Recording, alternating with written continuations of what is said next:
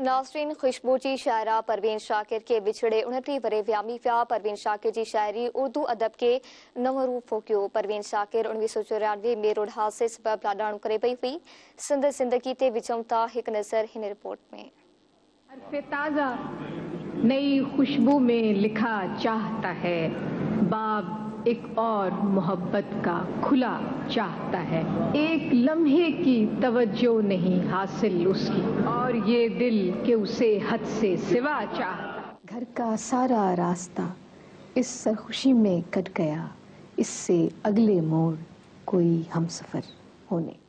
परवीन शाकिर 20वीं सदी जे पोएं अध वारे उर्दू शायरीअ में वॾो नालो आहे। संदसि मदाहनि जी कतार बि तमामु डिघी आहे। हिकिड़ा संदसि कलाम जा सना ख़्वान हुआ त ॿिया संदसि सूंह जा परिस्तार। परवीन शाकिर सईद शाकिर हुसैन जे घर में 24 नवंबर 1952 में कराचीअ में जनम वरितो। रिज़विया गर्ल्स कॉलेज कराची मां BA कयाईं। 1972 में कराची यूनिवर्सिटी में अंग्रेज़ी अदब में MA ऐं पोइ 1980 में अंग्रेज़ी लिसानियात में MA कयाईं। हार्वर्ड यूनिवर्सिटी अमेरिका मां MPA जो कोर्स मुकमल कयो।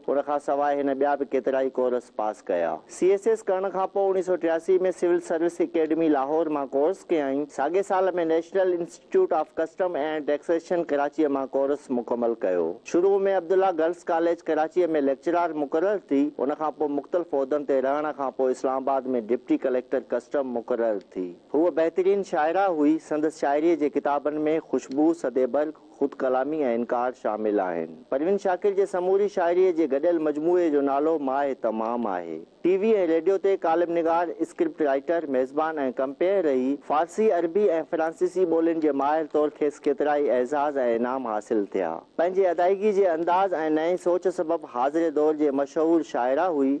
संदसि मुतालियो तमामु वसी हो। ओभर ऐं ओलह जे अदब ऐं समाजी तारीख़ जो गहरो मुतालो कयो हुआईं। PhD लाइ ओभर पाकिस्तान जे अजमेर जो तजियाती जाइज़ो उनवान चूंडियो हुआईं, पर ज़िंदगीअ जे वफ़ा न करण सबबि उहो मक़ालो अध में रहिजी वियो। 26 दिसंबर 1994 ते हिकु रोड हादसे में लाडाणो करे वई। परवीन शाकिर इस्लामाबाद जी कब्रिस्तान में मदफून आहे। जेतोणीकि परवीन शाकिर जे विछोड़े खे 29 वरह विहामी विया आहिनि, पर संदसि शाइरी अॼु बि नौजवान नस्ल जे दिलनि जी तर्जुमान बणियल आहे।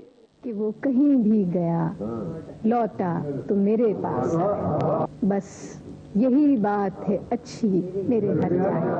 मुद्दतों बाद उसने आज मुझसे कोई गिला किया, मनसबे दिलबरी पे क्या मुझको बहाल कर दिया।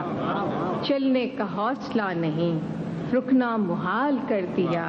इश्क के इस सफर ने तो मुझको निढाल कर